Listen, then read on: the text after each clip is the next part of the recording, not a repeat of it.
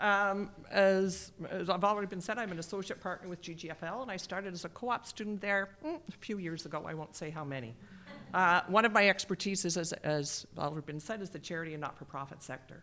Our firm is presently the auditors or accountants for probably over 60 charities or not-for-profit organizations. We like to think of ourselves as the trusted business advisors for our clients and not the evil auditor or accountant that comes to bother you once a year. We're a locally owned firm, and I'm very proud to say we've just done our accountants due list from time to time. We've done a little survey among our staff. Presently, our partners, managers, and staff sit on the boards of over 25 organizations. So I think when we say that we're community-minded, we've got the people in our firm that, you know, put actions where the word is, or where they're put actions to life. Anyway, but enough about us. So you're here to talk about the accountant's perspective of what a board is and the hows and the whys. My perspective, sort of as Joel has already said, but this is me paraphrasing it, is the board is responsible for everything the organization does.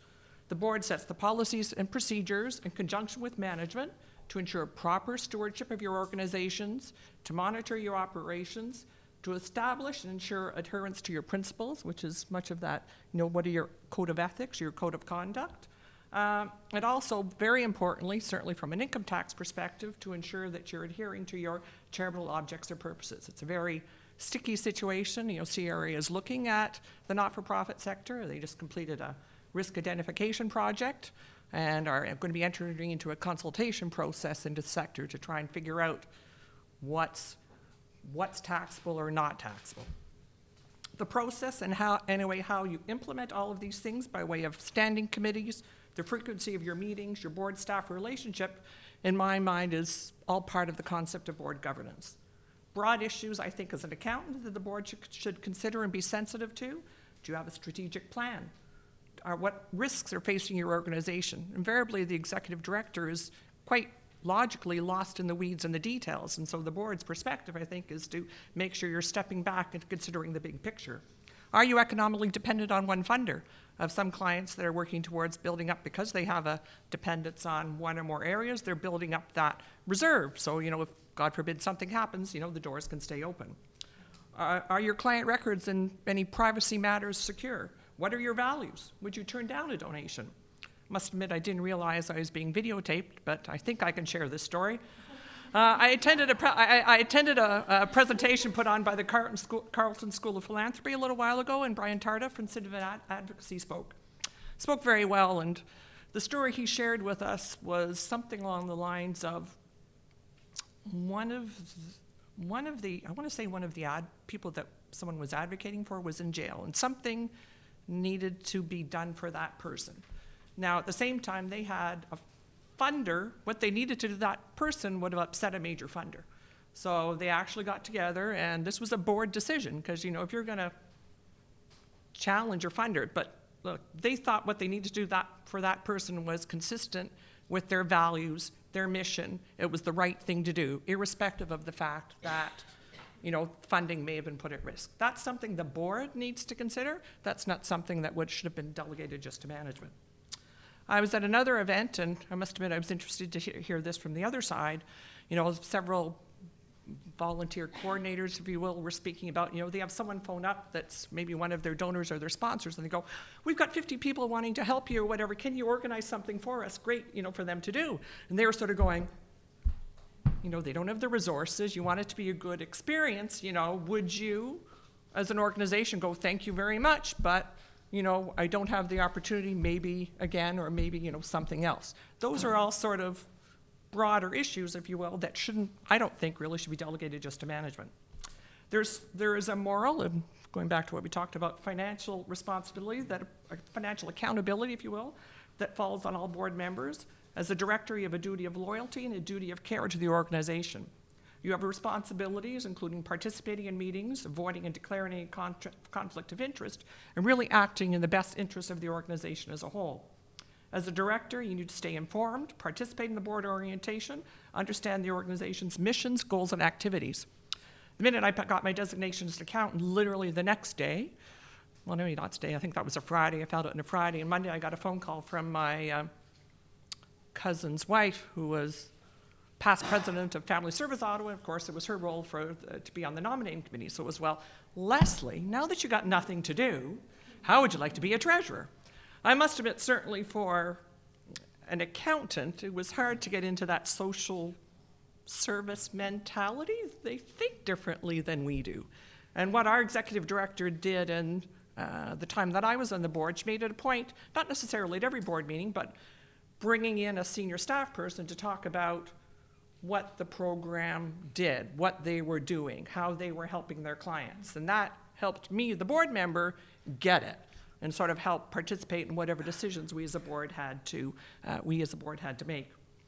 It's important to, the other thing I run into, it's important to own your responsibility. You cannot simply delegate it. I continue to be amazed as an auditor when I meet with an audit and finance committee and I'm chatting with the board members about internal controls and processes and the risks of fraud. They sort of go, why are you bothering with this? I've done my job, the auditor's been hired. No, I mean, the board, it has the ultimate responsibility.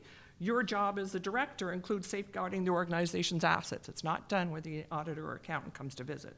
The internal controls needed to protect the organization's asset must be in place throughout the year, and both management and the board, who has the ultimate responsibility, must help design the appropriate internal control procedures for your organization. Being a registered charity does come with a higher standard of care because because you are getting public money, people are getting receipts for it, and you have been entrusted with that. Directors need to act as if the organization's money is their own. Directors can be found to be negligent. I was at a course a few years ago, and I'm not going to remember, Joel might remember the case, but as I recall, there was a major charity in Toronto, and I want to say the fundraisers, I want to say the Alzheimer's Society maybe? The fundraisers maybe have been paid like $800,000 worth of money to raise $700,000 worth of money for the organization. Guess what? The directors got taken to court, and I think, as I said, because they were negligent. Under the Corporations Act, you can be personally liable for unpaid debts of employees, in other words, vacation and salaries. Any CPP and any source deductions that come off payroll, those are trust monies. They have to be paid to the CRA on time. If not paid on time, you might be, the organization, the directors could be found to be, what's the terminology, jointly and severally liable. The key here, as I understand it, is negligence. Certainly in any of my volunteer opportunities, I look towards, well, what controls do we have in place? Like if there's a payroll service in place to make sure the employees are paid and the deductions are paid, myself as a treasurer, I'm much happier or much more comfortable that, things will be paid as they should. Let's talk about the how of the board. You should be meeting more, in my opinion, but as Joel has said, you need to design, it's hard to come up with one answer for everyone. I think all boards should be meeting more than once a year, once a month, generally with a hiatus in the summer is certainly what I see most of my clients do, or what's been my experience as a volunteer. If your bylaws allow, certainly it doesn't have to be face-to-face meetings, could be people phoning in potentially. The board, I think it's very important to approve an annual budget, and depending upon whether you have a finance committee, you need to monitor it throughout the year. If you're setting the budget and only looking at the results at the end of the year, well, that's too late to make any changes. I had an interesting, you have to decide from a governance perspective, for those of you that are board members, is within the budget, how do you want to operate? If the executive director keeps you in aggregate within whatever your budgeted result for the year, is that fine? Or does it matter if they're over budget in one item and under budget on another? One of my other volunteer experiences, the process I inherited was that things were fine as long as the executive director, we were keeping our bottom line in terms of what we budgeted. I was a little bit saddened and upset at the end of the year when I had the auditor asking me a question. Basically what had happened is the executive director, which was within their mandate, had made the decision to buy a voicemail system. And we sort of knew about, or I shouldn't say that, to purchase a voicemail system. But they'd gone out and leased it and didn't have, so again, we were operating within their budget, but I guess what bothered me as an accountant is, let's say at that point in time, the interest rate implicit in the lease was 13%. And we had money earning 3 or 4% in our reserves that we could have gone out and bought that. So is it okay for the executive director to make a long-term commitment? I mean, they were operating within their budget. They did not put us over budget, but we could have made a better use of their money. The board, I think, should receive a report on operations from the executive director and a report on the relationship with your major funders. The board should appoint the accountant or auditor, and within our new federal and not-for-profit corporations acts, we finally have thresholds in play. The standard always used to be, thou shalt have an audit. Well, it doesn't always make sense to have an audit, and now depending upon whether you're a soliciting or a non-soliciting corporation, whether you're federally or provincially incorporated, the organizations have guidelines. So an audit might not be what is appropriate for your organization. I think the board should also look at your annual registered charity return and your fundraising ratio. Your registered charity return is actually on CRA's website, and they do have guidance in terms of, if you're certain two numbers on your on your charity return, if your fundraising ratio is between 0 and 35%, let's say that's fine. If it's between 35 and 75%, well, maybe CRA come to audit, maybe we'll get a question. If you're in that evil more than 75%, obviously we have a problem. Too often, many times, management, I think, just completes it themselves, and no one, whether it's the auditor or the board, looks at the charity return by themselves. I could go on and on about the roles and responsibilities, but hopefully I've given you a brief introduction to the accountant's perspective. As I said, we do have a number of articles on our website, and I tried to bring a few that relate to the topics we are discussing today.